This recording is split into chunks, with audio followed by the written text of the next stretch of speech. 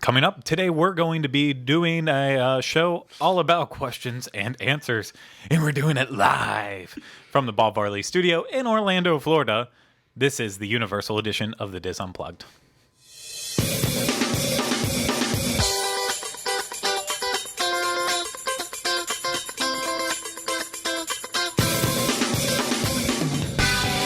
This is episode 108 of the Diz Unplugged Universal edition.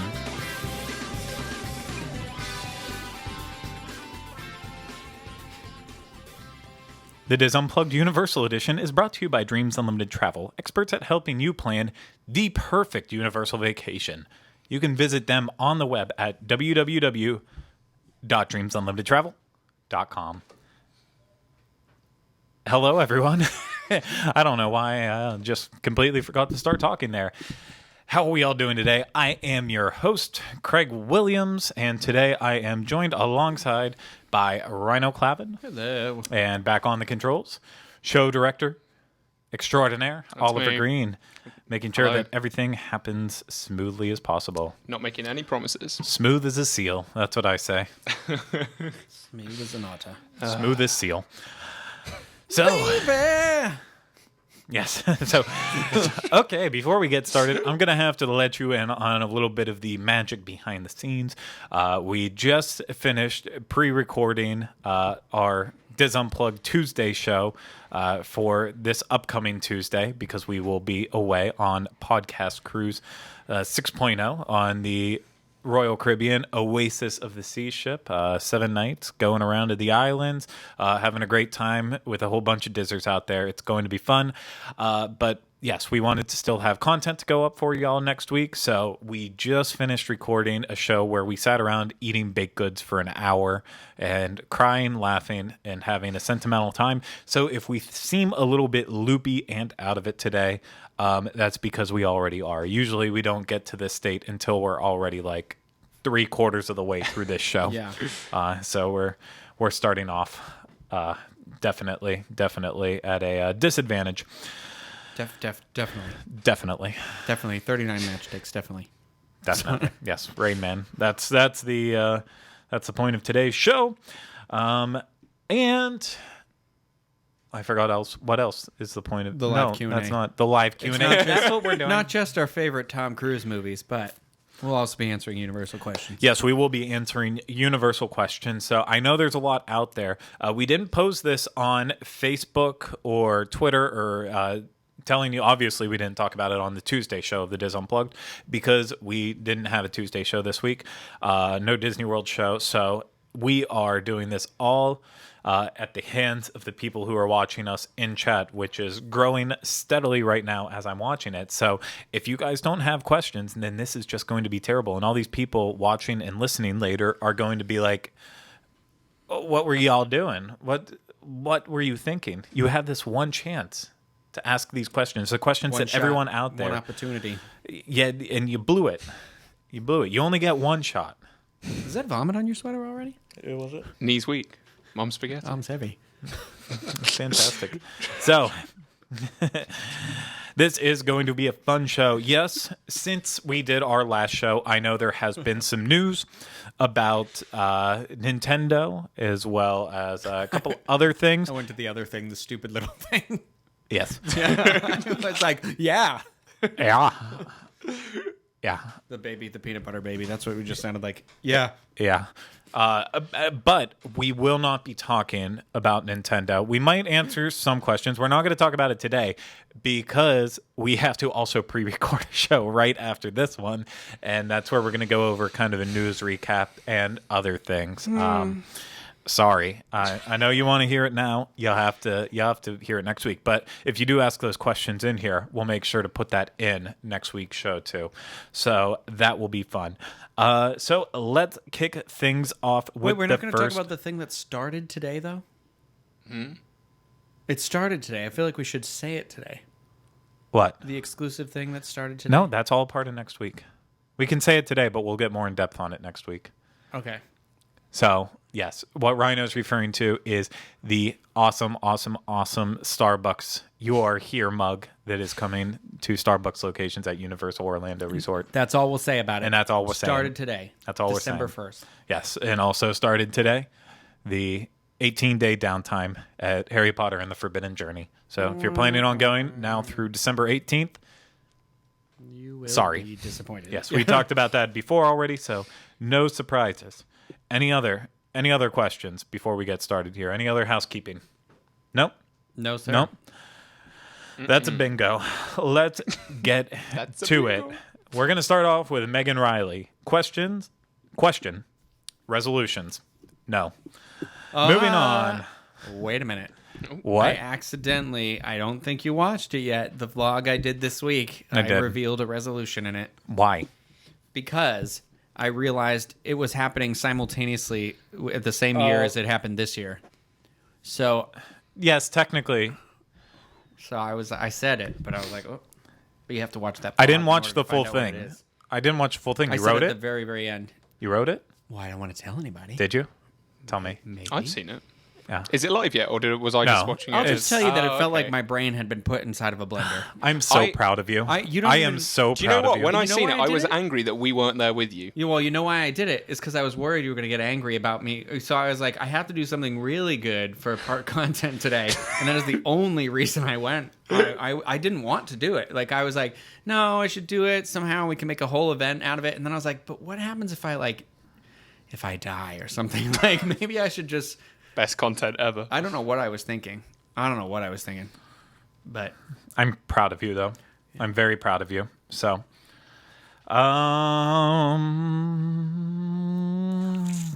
I lost the first question. So let's jump this off. Annette asked, "What is your all-time favorite thing to do when it's Christmas/New Year's at all of the parks?" Well, we've answered this multiple times in terms of Disney, but let's go over this today for Universal.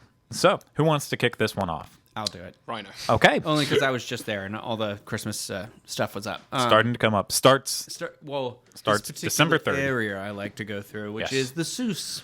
Seuss Landing. Seuss Landing goes all out in Seuss Landing for Christmas stuff, and I saw like the Grinch meet and greet. He was there with Sam. The Cat in the Hat was there with one of his things, and it was it's crazy because they do decorate all through the park, but they like really decorate in this part of the park, and I like to always stroll through there and just check it out a little bit. Yeah. Just it's something simple it's and cute. easy to do. You I think just walk through. it's one of the better overlays for any park at Christmas. I Yeah. mean, just in general, There's a they really decoration on everything. There's a light on everything. they deck the halls. Yeah.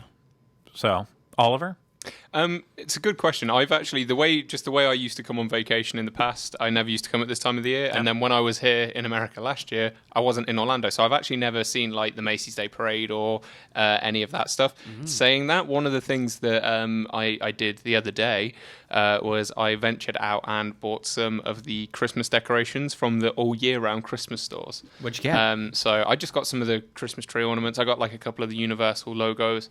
The nice thing about it is they'll personalize them for you, and it's only like a couple of bucks, and they've got someone there doing calligraphy on the ornaments.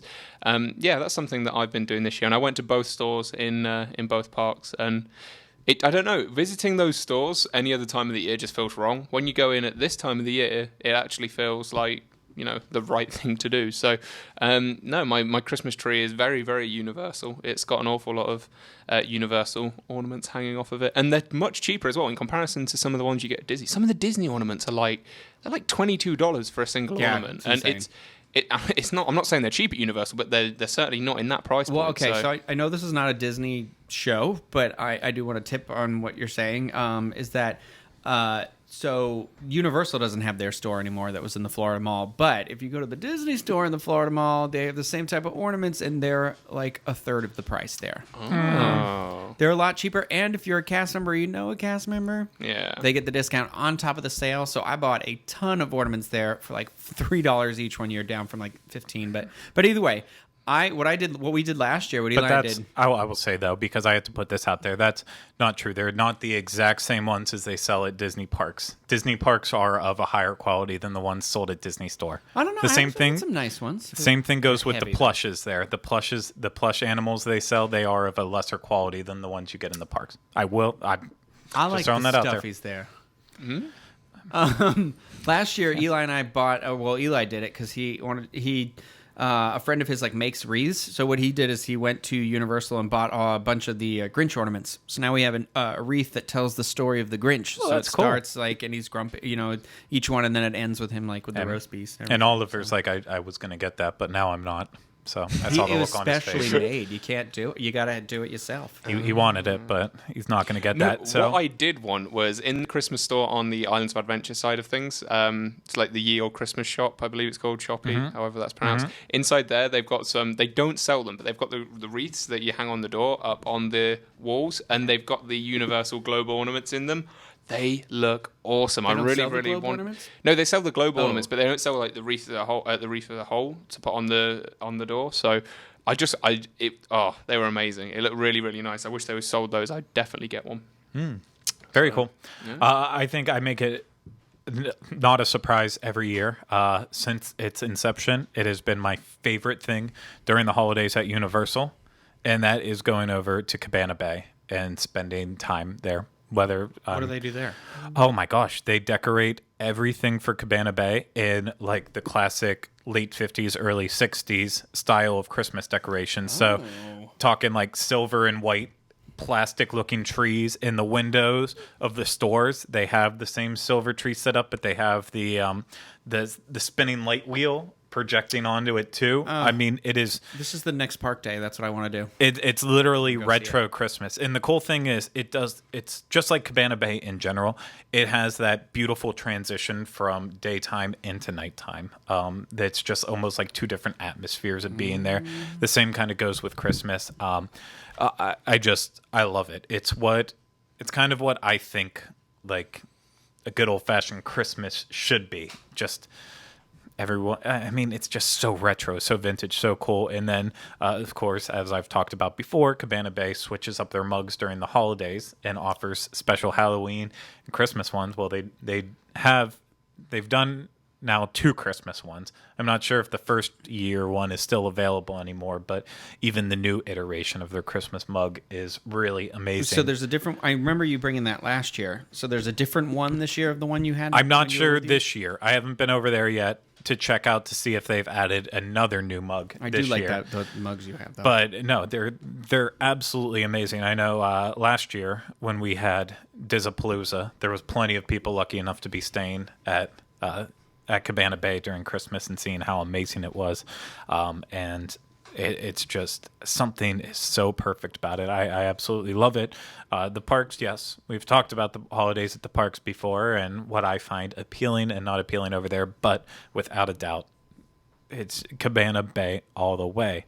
And kind of moving into that, Allie Fishman asks, in our opinions, who does a better job with the holidays, Disney or Universal? I know, Oliver, you're out of this. We heard it already. We have heard it. Yeah. It's good. You don't have to say anymore. You weren't here for it last year. We'll move past you. But Ryno, your opinion? It's tough. I mean, Magic Kingdom does the Christmas party, and it snows on Main Street, and it's there. It's just Disney does this thing where they just concentrate all the Christmas stuff into one spot in like a park. Like, oh, they have the tree up. Epcot at least does all the way around, and I haven't been to Disney Springs yet since they've added the parking lot of trees or anything, and or had a chance to see that Christmas drone tree show trail. yet. Christmas tree trail. That's it. I can't remember. But I like Grinchmas, and I like the parade, and I like that they do it the whole time. But it's hard because like Disney's so much bigger, and there's so much more stuff that they can put Christmas decorations on. So I don't necessarily think one is doing it better than another one. I think they're both doing a great job of maximizing what they can do with what they do. And if anything, Disney could push even further. You know what I mean? Like, I feel like Universal's always coming up with a new creative way to do what they do in the small little space, whereas Disney's this massive, expansive thing, and they kind of do the same quality thing every year. I'll just be honest. Disney wins because they, in general, they just have more parks and they have more different ways to show off for the holidays. The one exception being, since they've lost the Christmas parade at Animal Kingdom, literally all Animal Kingdom has had is the tree out front, and that's just embarrassing. But if you look at Islands of Adventure, you have Seuss Landing, which is incredible at the holidays, but the rest of the park, they'll put up some wreaths here and there, and that's about it. Yeah. So there's a lot to be desired at Islands of Adventure. Universal Studios Florida, I think they do a fantabulous job around New York. Everywhere where you expect them to have decorations up in the park, outside of the park. And yeah, as you get further off into like Springfield and Wizarding World, those decorations aren't there anymore, but I also don't expect them really to be there. So it's not as bad. It's not like, as we've complained before on the Disney World show, walking into the Magic Kingdom and ending on Main Street and then being like, why couldn't you do more? I don't quite get that feeling at Universal Studios Florida. So Yeah. the short answer is they all have their pluses. It's you just have to see it all, really. I think I just wish that they did some more stuff at City Walk, maybe. Yeah, because that I too. feel like they don't really ever pay attention to that for the theming of that stuff, and I think it would look great there. That's a good point. City Walk looks great at night with the lights already. Yeah. Throw in some Christmas overlay at some places would look nice. I agree. So this is going to be a joint question between Allison as well as Christina, and it's going to kind of be talking about the crowds during the holidays. So Allison kind of asked, is it as busy as Disney is during the holidays? Christina said, do we have a sketched out plan for the parks to make them easier to navigate when it is busy? And the simple answer is yes, it is very busy. Yeah. Orlando is just busy during the holidays. I understand why it's busy in the holidays on the run up to Christmas, but I will never understand why people travel here during the week of Christmas and the week after. Like, I get the whole idea of being like, here's a Merry Christmas present. We're all at Disney together. But yeah, do you really want to come to a theme park when it's at maximum capacity? You're not going to be able to do anything. You're just going to be stuck in a line all day, or I don't know, just people pushing into people. Whereas something in my throat. Okay. Fantastic. No, it's very, very busy. Specifically, that we'll say the 23rd to the 2nd or 3rd of January. Expect the heaviest crowds that entire week. Is there a plan to navigate? Any site, anyone can tell you we have the essential plan on how to get around these parks, how to maximize your time, whether it's, you've got to make use of early entry, you have to hit Wizarding World of Harry Potter first. The thing is, the parks just change on a dime on what it'll be. It's going to be busy, but Forbidden Journey could go up to a 2-hour wait. And then the next thing you know, because that wait time is so high, people stop going in line and die all the way down to a 30-minute wait. And really, you only have that. If you don't hit it right at that exact time, then you might get back into it, and it's already back up to an hour, 90 minutes. All the rides fluctuate like that. And then throw in downtimes. It's just completely... I mean, yes, people do a good job out there of trying to give you the best plans, but the best plan I can say for navigating the parks during a busy time is have that Universal app handy at all times. That has the wait times being updated as much as possible. And if you're constantly on that, constantly looking at those tip boards that have all the wait times on them, if you see something start to drop down in terms of a wait, you might be able to beat other people there. Or you get Express. Yeah. And you don't have to worry about it for the rides that have it.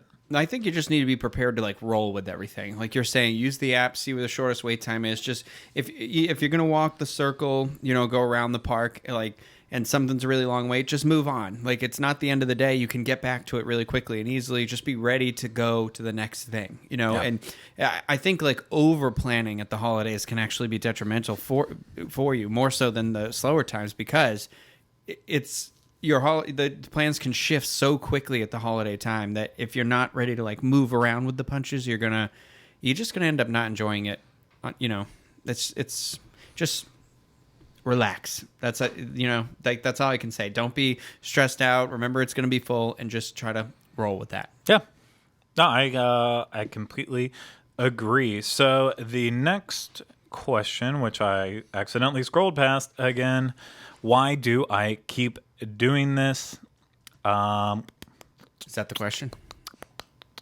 Why do I keep waking up in the morning? Why do I wake up every day? Why the heck can't I find it? For my Why puppies. didn't I? I should That's just why. like copy and paste these out For the when I. 2 of them. Where did it? Oh, sorry. This kind of the reason I wanted to. Okay. That's why we shouldn't do these things completely live. I wanted to ask this because I wasn't sure when you were at Universal the other day. I Yeah. know you went past Kong. Did you actually went on ride it. it? Yeah. You did? I walked right on. A Great Big Beautiful Today asks, what are your thoughts on Kong after the initial buzz has died down now? Okay, so I was there with my friend Jill, who she's been on Diz Pop and stuff like that before. She hadn't done it yet, and she specifically wanted to do it if it was a short enough wait. And I was like, well, if it's under 30 minutes, I'll go on it with you. Otherwise, I don't want to wait for it. And that's how I feel about the ride. I will tell you, I sat in the front row this time, not by request. It's just where we got sat. We did walk right on, but the front row is probably the worst row to sit in. It's cool because you're right up against the animatronic and you can see that really well. However, when you get into the ride, you can't see the screen, barely any of the action that happens on the screen. Like the front part of the cab is blocking the angle where like Kong is most of the time and the T-Rex is on the other side. And then on top of that, you can see that I didn't realize this until this ride, the tunnel's open the whole time. So you're just looking straight ahead at a big square cut out of the screen. Yeah. And it really takes you out of it. And it's unfortunate because I wish like once the ride started, maybe the window in the front of the car, something pulled over that or something like that. I will say though, the animatronic, not the animatronic, what do they call it there? Moving. The What is it? something gosh. character. It's whatever, animated character. Animated Kong, characters, Yeah, that's the it. giant Kong at the end is still very impressive. Yeah. Like I like how long they take for you to drive past him, and that part is worth it alone for me. I still think it's a good ride. I think it's impressive how they took the kind of story they had in California. They turned it into something more immersive. I think they built a beautiful like area over there with the queue and all the skulls and the witch and all that stuff, and it's got a great story.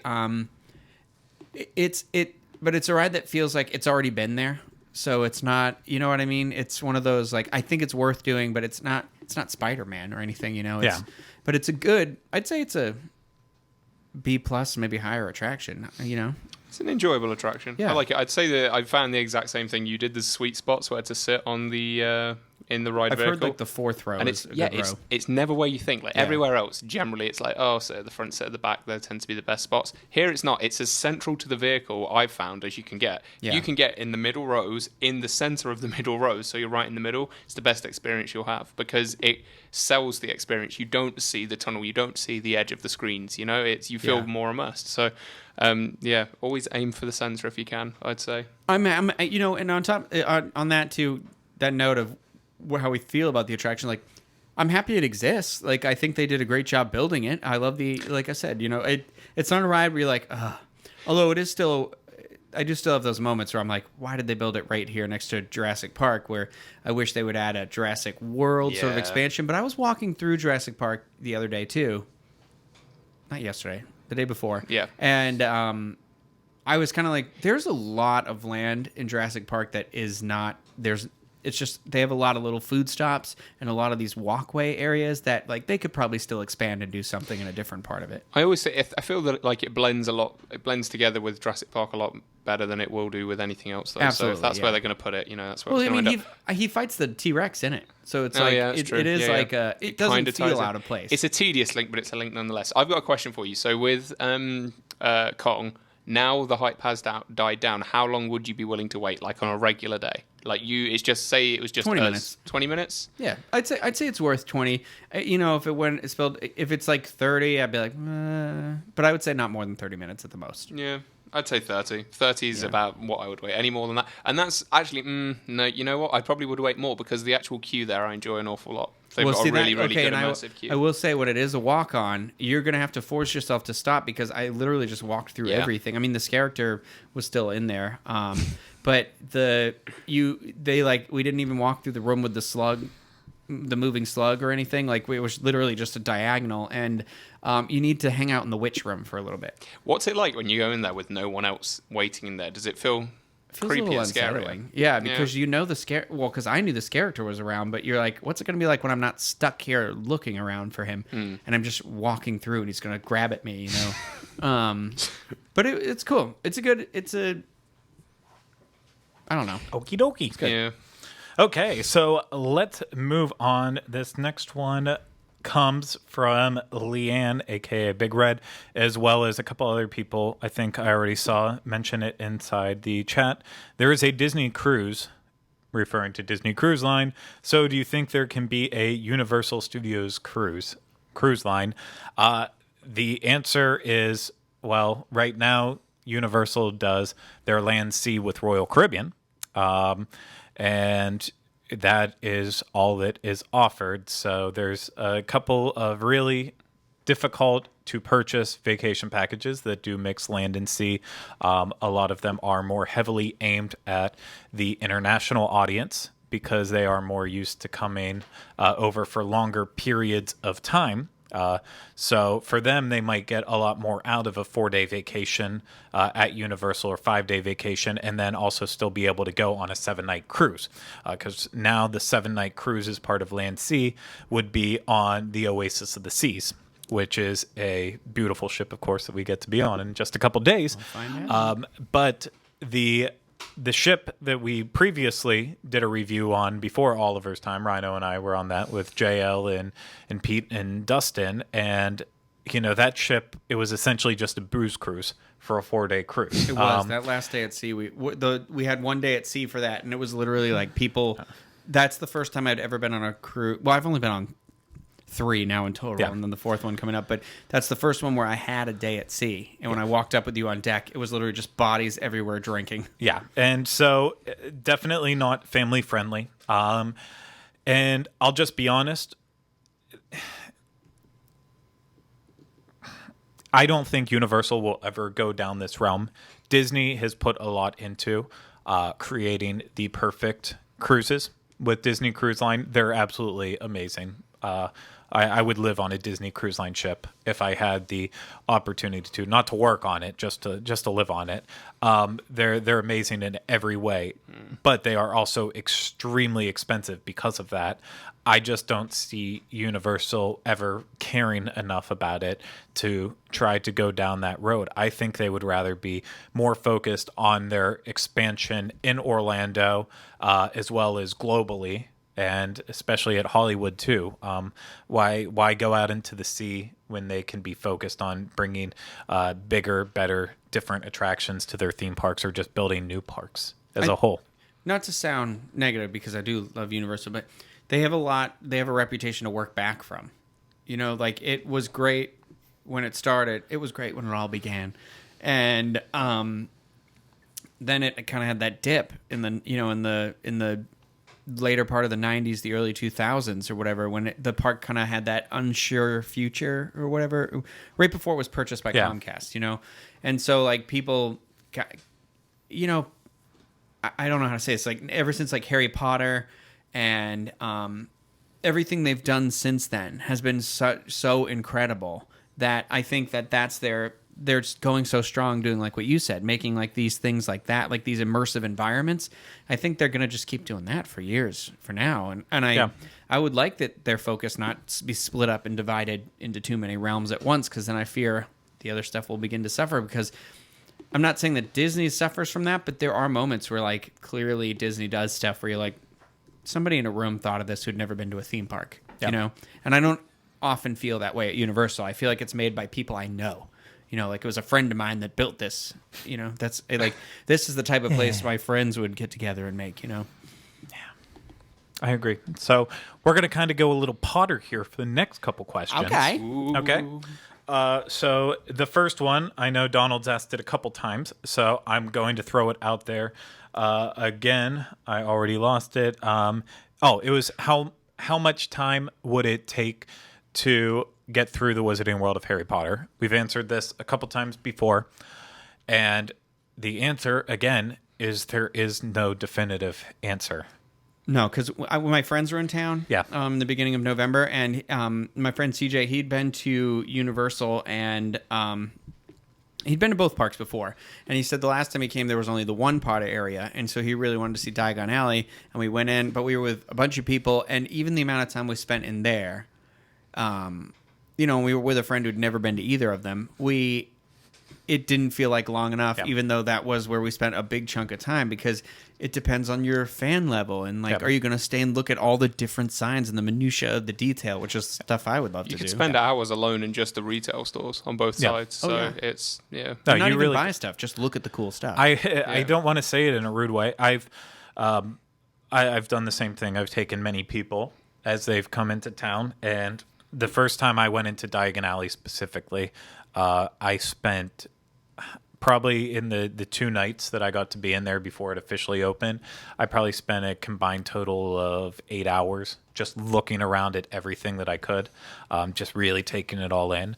I had a different kind of relationship with Hogsmeade because I was working there, so we'd get to wander around and look at everything before a shift would start or after the end of the night. So you kind of got to take it in a little bit differently. I couldn't tell you how long it took me, but I've brought people in where I'm like, okay, yeah, we need a solid 4 hours here, and they literally just want to walk up the street, look at stuff left and right, walk around, go in a couple shops, and they're out in an hour. Yeah, and I'm just like sitting there saying, how? Like, this doesn't make sense to me. This is... I'm like, didn't you see the talking heads? Didn't you see the sign that turns into the phoenix that burns and then recreates itself with the Bellatrix Lestrange moving poster? Yeah, so really, it all depends on how you visit, and what you really want to get out of it. I personally think you could spend an entire day just between the two doing the attractions and looking around, but I know plenty of people who will try to plan it out to walk on the rides when they're 5-10 minutes for their lines, so that way they can get in, get out, and be done with it. So it is what you want to make of it. So at least give yourself a couple hours, but if you give yourself longer, good. I'd be happy with that. And going off with that into the next Potter question from Cindy, is it worth traveling out for the celebration of Harry Potter, or are you better off going on a less crowded weekend as a Harry Potter fan? I think Cindy asked me this question on Twitter too, and I didn't answer it. Do you have an answer for it? Bad. I felt bad. It's a long answer. It's kind of one of those answers where it depends, like, okay, so I go to like MegaCon or conventions and stuff like that, and those are, you go around, you can meet the people, you see the vendors, you do whatever. It's not like that's the idea that I think Universal goes for when they're doing this thing, but I don't think it's not quite what they achieve. So there'll be a couple of like panels where like the actors will come out and talk about some stuff. There's there's the exhibition area, and it's very small, and it's not like stuff. There's no like special shop really that you're getting stuff that you wouldn't normally necessarily get. How about meeting the actors? That's not a thing there, right? It's not like how when they do Star Wars weekends at Hollywood Studios, right? They didn't do that. No. My answer is I've gone to Celebration of Harry Potter every year since it started. I've never felt like the parks are super busy. Right, yeah. At any point in time for them. Yes, there are a lot of people there to do a celebration of Harry Potter. And I would say if you are I would say like a medium fan. Yeah. Like you've read the books, you enjoy the movies more than the books. You have to enjoy the movies more than the books. Because it's very movie centric, based around you're seeing the cast from the films there. If that's the kind of thing that interests you, it's very cool for that. But I think you can also make a killing around the rest of the park because the crowds that are in to watch those panels and stuff and not going. to the other attractions and stuff. So that's my output I on feel that. like, why not? Because you're going to see and meet other Harry Potter weirdos like you. I'm a Harry Potter weirdo. So when I don't know. It's like when I go to the Power Ranger thing. Like I went and I'm like, maybe I'll meet other weirdos that like Power Rangers, and I did. And so I don't know. That's how I feel about it. Like, why not? Yeah. So Keith asked, why doesn't the Express Pass ever apply towards the Harry Potter attractions? It does. It applies towards Dragon Challenge. It applies towards Flight of the Hippogriff. It does not apply towards Forbidden Journey or Escape from Gringotts or the Hogwarts Express, solely because we all know it. Express, Fast Pass, whatever you want to call it, whatever park it's at, it slows down the rides. It just slows down those lines. And for these premier attractions that everyone still wants to do, you can't go throwing a bigger wrench in the system. That's how you get to Toy Story Mania levels where the line's constantly 2 hours because you always have an extra line for Fast Pass Express, whatever. It's just, you don't need it. You don't need it either. If you've got Express for everything else, you're not going to wait, because there is no Express for these attractions. You're not going to wait 3 hours for them. Yeah, You know what I mean? not Those anymore. are opening day waits. Yeah. Not anymore. So it will jump up. But if you pay attention to that app, you will find a time where you get to nail it. I can remember being there at peak weeks in between Christmas and New Year's when the line could, like I mentioned earlier, it would go from 2 hours and drop down all of a sudden to 10 minutes because people stopped going in because of how long the wait was. A lot of it is timing, patience, and it's all unpredictable. And I'd say if you end up waiting in 45 minutes in these are rides I don't mind waiting in because I love looking. There's a lot, especially in Hogwarts. Why am I not saying that right? Hogwarts. Hogwarts. And in Hogwarts, you can look. Dumbledore's office. He's in there. There's a lot of stuff to look at. They do little shows. It snows, and there's a lot of stuff to see. I'd say they're some of the most immersive queues of any attraction in any of the theme parks in Orlando. Yep. So the final, I remember, basically the final Potter question.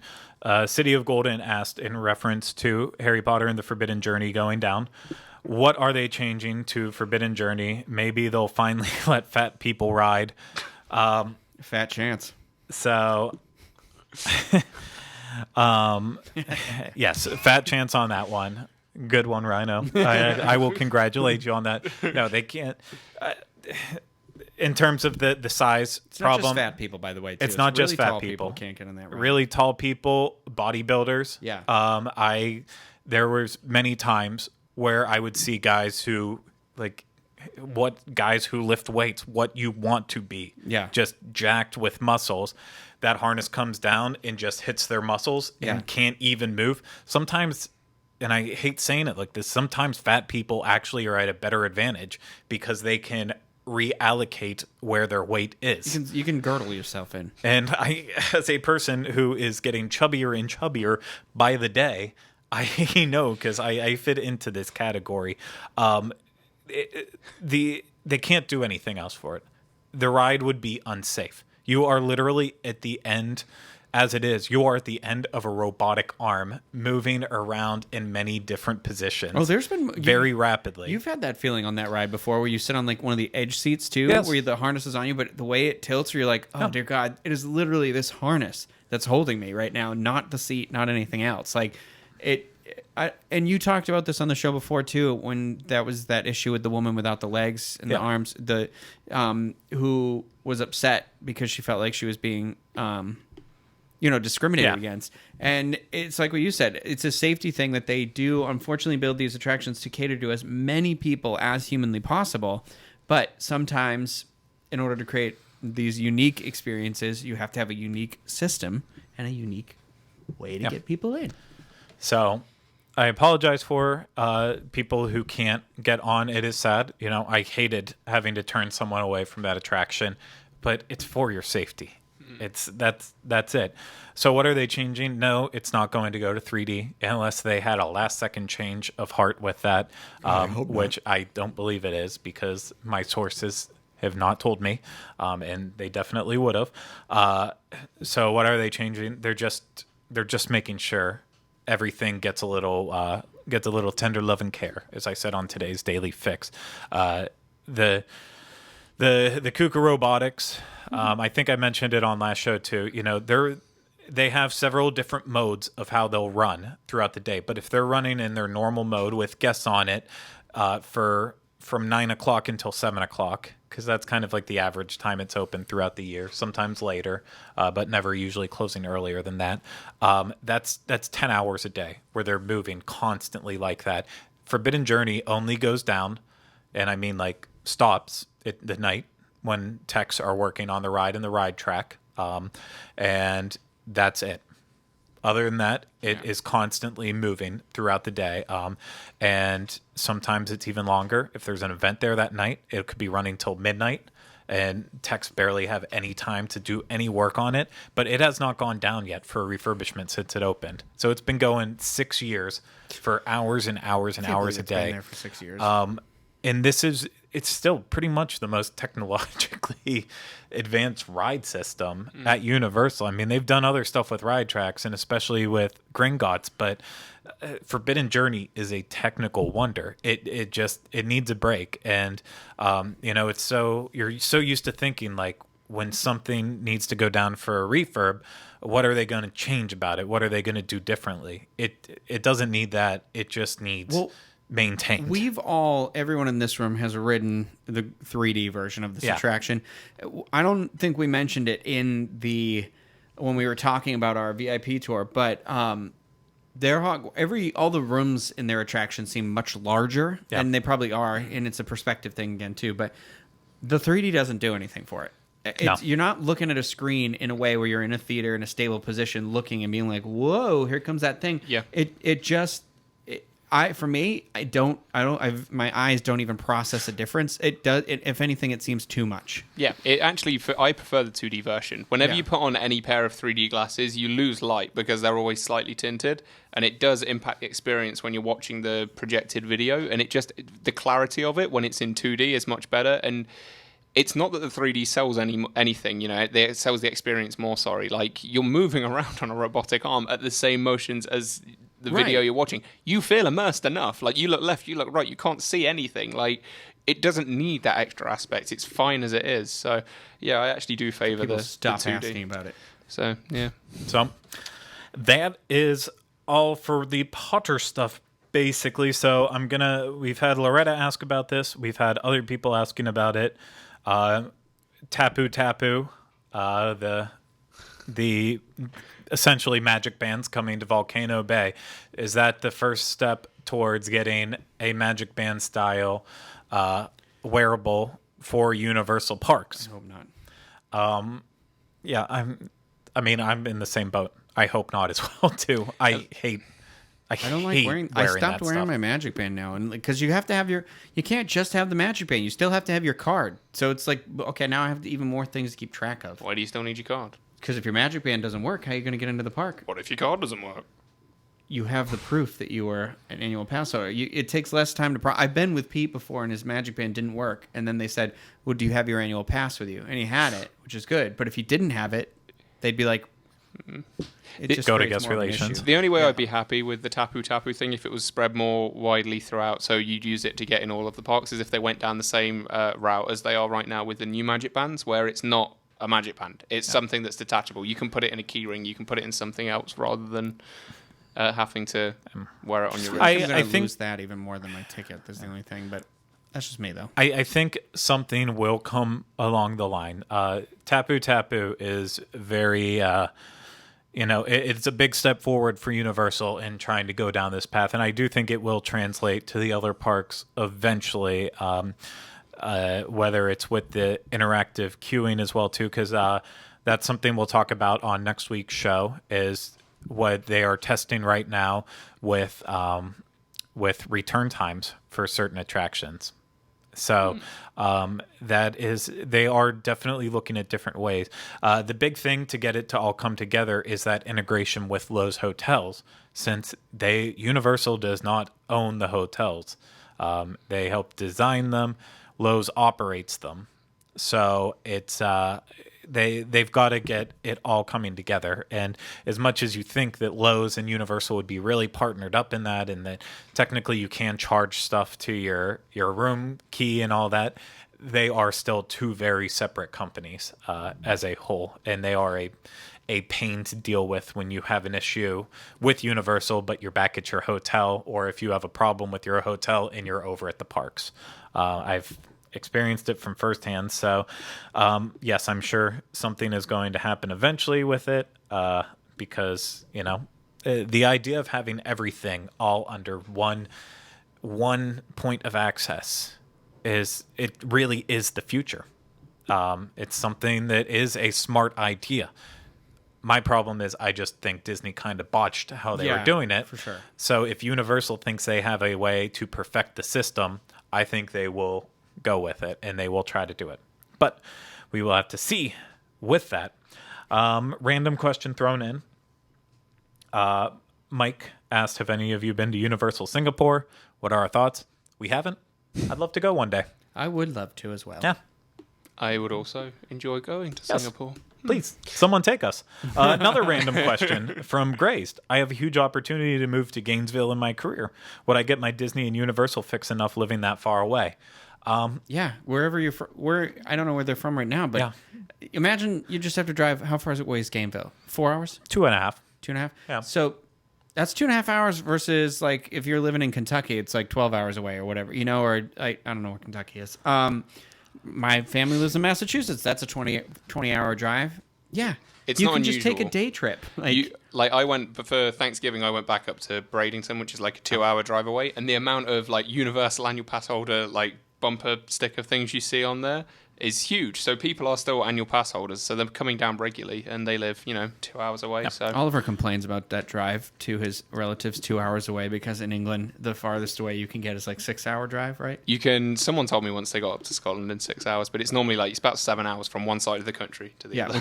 which is the length from where we're at right now recording the show to Key West. So it's one state. I different strokes for different folks. I personally doing a 5-hour round trip, that would be a lot for me.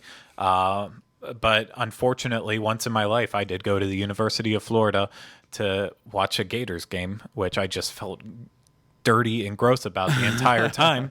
But it wasn't that terrible. You never done a day trip to like St. Augustine? Yeah, That's like I've 2.5 done. hours. I went to see Flight of the Conchords in St. Augustine. That's about a 2 hour. It's the drive back when you're like, why did I come up here? Jacksonville. Yeah, no, it's Jacksonville's 2.5 hours. I went to see the Avett Brothers there a month or so ago.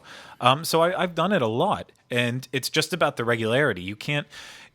You can't go with the mindset, I'm going to go every week. You're not going to go every You're not going to week. do that even if you live down the street, unless you're us. Yeah. So if you're cool with it, like saying, oh, I get to go once a month, I think that's awesome. I would have, growing up, if I could have came here once a month, oh yeah, that would have been the dream. Get a cheap hotel, spend the night. You don't have to go all out expensive. You don't have to stay at the Grand Floridian every time. You don't have to stay at Portofino every time. That's the benefit of living here now. You can just kind of like Yeah. treat yourself if you do want to do that sometime. So treat yourself 2017. So I'm gonna also throw it in. Alejandro asked like 6 times, and I'm not getting sassy when I say that. It's just there's a lot of stuff popping up. So like Kim, I saw you had a question. Can you ask it again? Because I must have lost it. Alejandro asked, Mummy teaser, replace the Mummy ride with Tom Cruise at the end of the ride instead of Brendan Fraser. I'd be okay with it.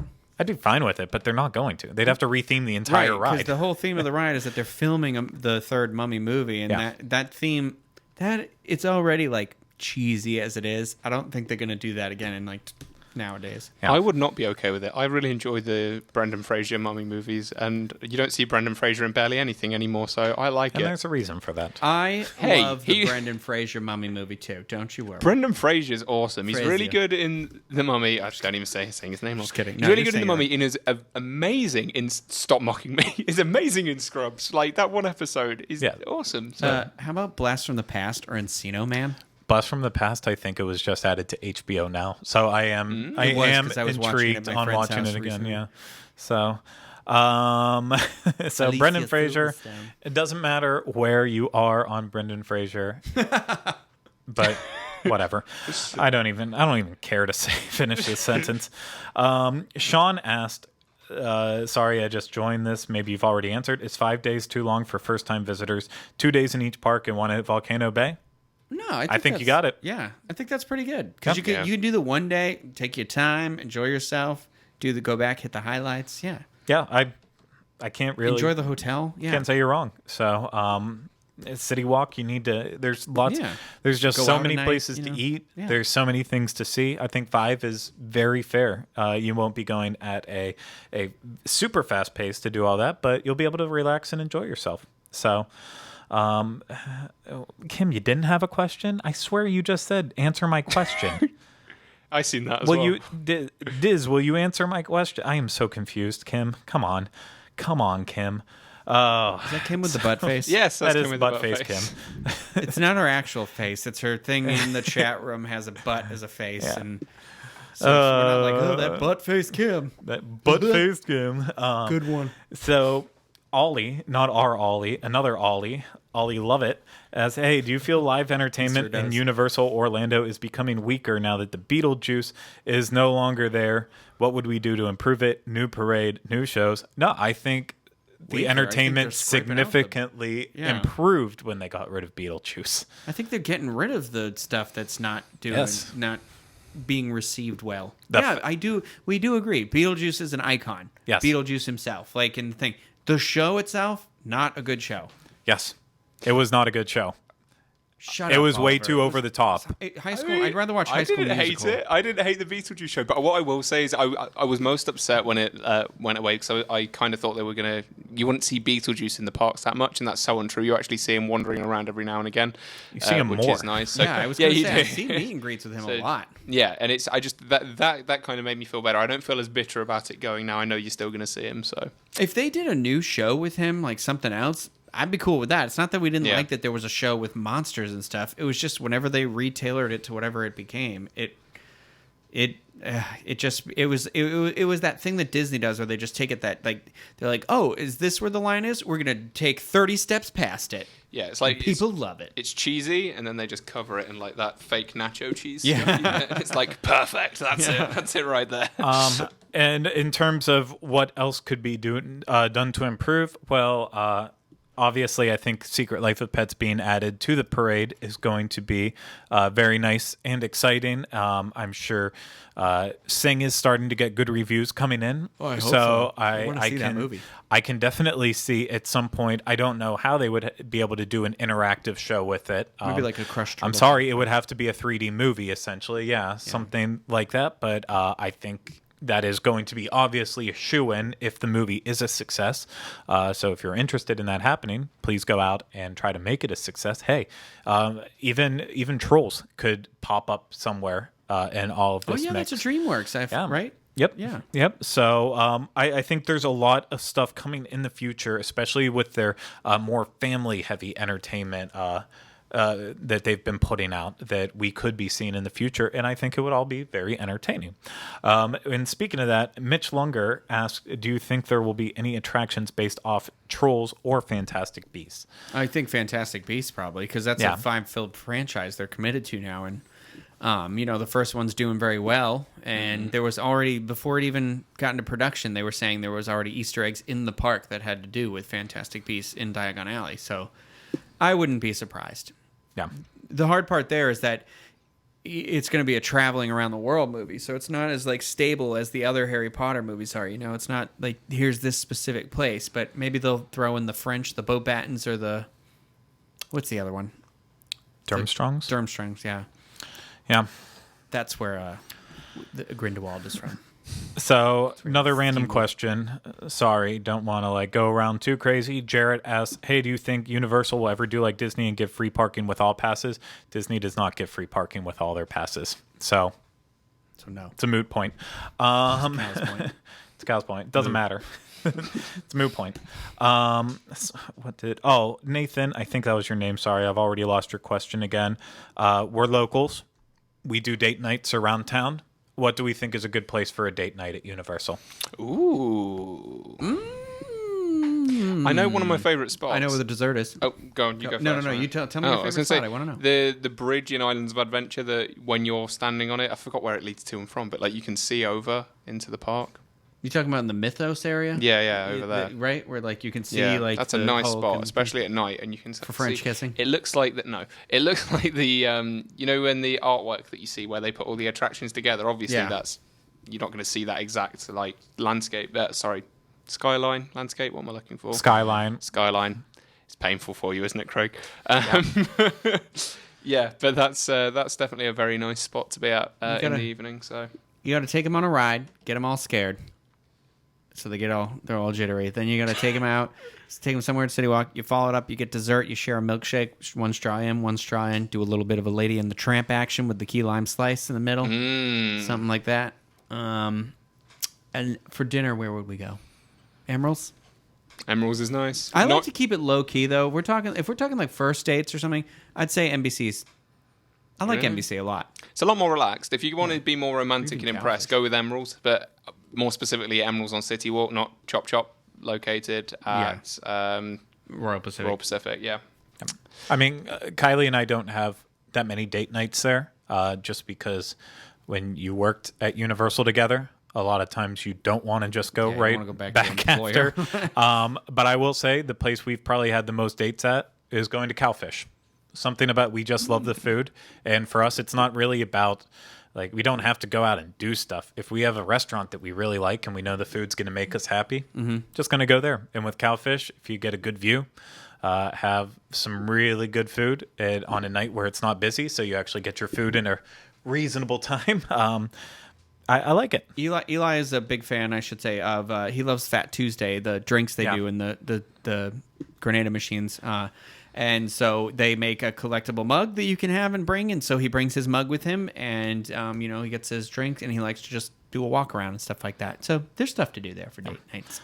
Gonna start going in rapid fire with these last couple ones. CR3469 opinion: Macy's Parade versus Mardi Gras. If you had to see one, which would you pick? Mardi Gras. That's not even a question. Get beads. Yeah. Get the beads. It's better. Beads. They have improved Bees? the soundtrack. Bees? Beads. Bees? Bees. Beats. Beads. Yes, they have improved the soundtrack for the holiday parade, Macy's Holiday Parade, over the past couple of years, but it's still not Mardi Gras. Mardi Gras is high energy fun the entire time through that parade. And Not that I don't like the holiday parade. yeah, either. no, I don't it's mean still to diss the pretty, holiday and you get parade. to see Santa. Yeah. But Mardi Gras wins. I've said it before. I will say it again. I think Mardi Gras is my favorite parade at any of the parks. I love it. I think it's great, and it's hard because I love Christmas too, but I love Mardi Gras. So let us see what else is here.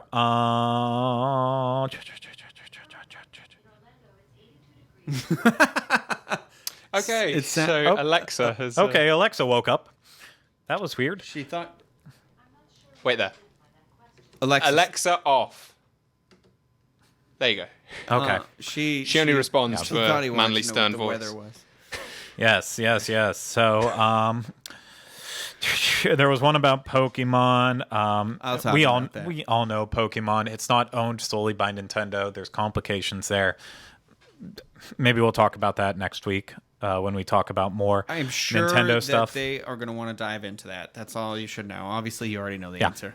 So, two more. We're going to wrap it up here. First, Christina asks, Craig, do you happen to know if the height requirements at USF and IOA have safety wiggle room? I'm worried that my kids are right at the minimum height requirement. Will they be safe if placed on ride?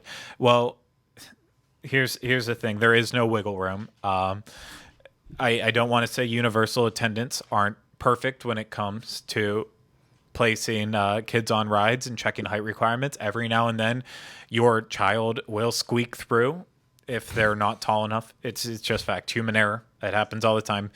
Team members get in trouble for it. They get in lots of trouble for it if it happens and they get caught. But the honest answer is no. You probably won't get hurt. But all it takes is that one time for your kid to get hurt. And there are circumstances. You put a kid who's too short on the Hulk or Dragon challenge, they're going to hit their head off that harness very, very hard. And I've seen bloody noses come off before just from really small people doing it. Not people who didn't meet the requirements, but just ones who were physically, like little tiny girls who really couldn't hold themselves in as tough as they could. So you really don't want to take a chance with the wiggle room on rides. Maybe they're right. If they're right at the height requirement, they make it on. That's great. They should be fine. But if they are even slightly under, you shouldn't want to ever put your child's safety at risk. I'm not a parent yet, so I can't criticize. Just my opinion. So let's end this up, I think, with one final question from Talon Kesey. Yes, Talon Kesey.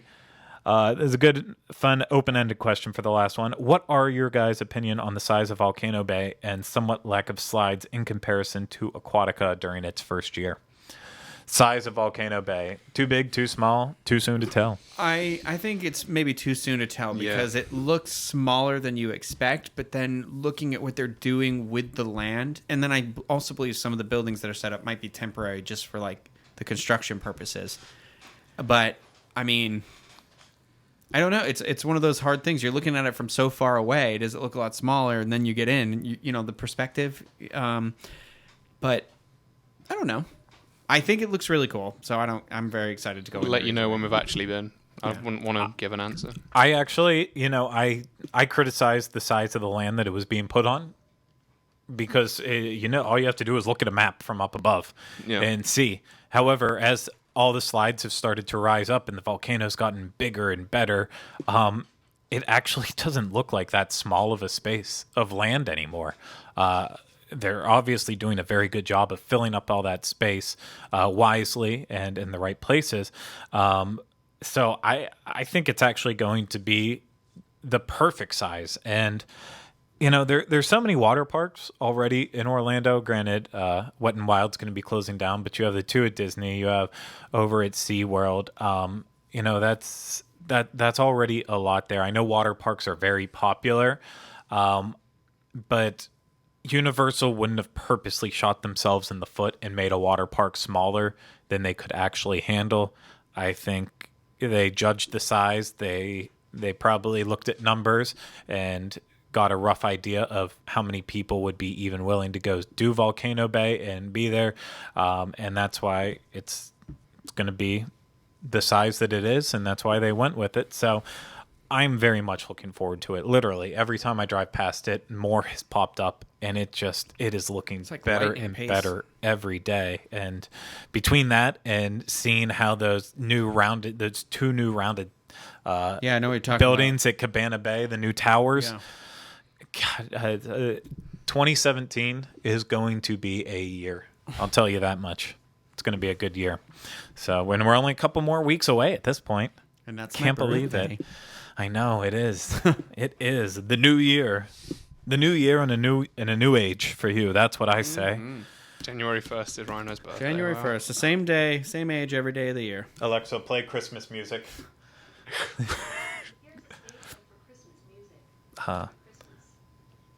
Merry Christmas. Did she wish you a Merry Christmas? I believe she did wish us a Merry Christmas. So that is all the questions we are going to do today. It was a fun one. Thank you guys so much for throwing in all these questions during chat. Off. I don't want to get hit with a copyright issue. I didn't think it was going to come out. Don't worry, you can barely hear it. Seriously, I wasn't expecting so many questions to pop up. I'm sorry if we didn't get them to all of them, but we do this once a month, once every other month at least, throwing these fun shows. So I'm so glad we had so many people in here actually watching, interacting, engaging. It was really fun. If you're listening to this or watching later, hey, you missed out. We had a killer time. But if you need to know more about the Diz, of course, head to DizUnplugged.com. That's the home of our show notes page for all of the shows on the Diz Unplugged podcast network. Get your links to our social medias, the YouTubes, the iTunes, all that stuff. And make sure you're subscribing to us everywhere, rating, reviewing us, letting us know how bad we fail. That's just it. So, that is just it. So we had one last request. So many people asked at the beginning about my shirt. So I will stand up briefly to show you my shirt. Again, this does not translate well for the... This does not translate well. It is an ugly Christmas sweater Disney one that was from a few years ago. It's Mickey skiing, and it's got the trees on it, and it's got the squiggles and all that stuff. So quite a few people were asking about your shirt actually as well, Ryno. Okay, wow, we just got spammed with someone saying really dirty stuff in here. They waited till you stood up. I'm going to go ahead and block that person. You can get your favorite Diz Unplugged or Diz merchandise on our new TeePublic store, teepublic.com/user/the Diz. And there is a Universal shirt on yes, there there as is well. for the Universal edition, as well as pretty much all the shows at this point. Seriously, we've got a lot of cool stuff on there. We always have cool stuff coming on Patreon as well, too. You've heard us talk about that on other shows. Lots of awesome, amazing things. Yes. And so, yes, we will have another show coming up for you while we are gone on Podcast Crew 6.0. For everyone out there who will be joining us that's watching or listening to this now, we can't wait to see you. If we've met you before, can't wait to see you again. If we've never met you, can't wait to meet you for the first time. For everyone who's not there, I just haven't met you yet. Buble on the way out here. So everyone that will be able to still watch something, get some entertainment next week, and we will be back for our final episode of the year the week after that. I believe that would be the 15th of December. That will be our last show before we close out for the holiday season. So that is all I have for you. Thank you guys so much. Thank you, all of you, and you. No, Craig, thank you. Thank you. And you. Gay trap. Yeah. Well, there's multiple levels to that. Multiple levels of gay trap. Showgirls. What's that? That's not the name of the movie. What's the name of the movie? It's Dreamgirls. Gay trap. Hey, listen. I'm not even going to go there. So that's going to do it. Oliver, hit that music. We will be back with you next week for another episode, not live. It is Unplugged Universal Edition. Thank you all so much. And resolutions. Show.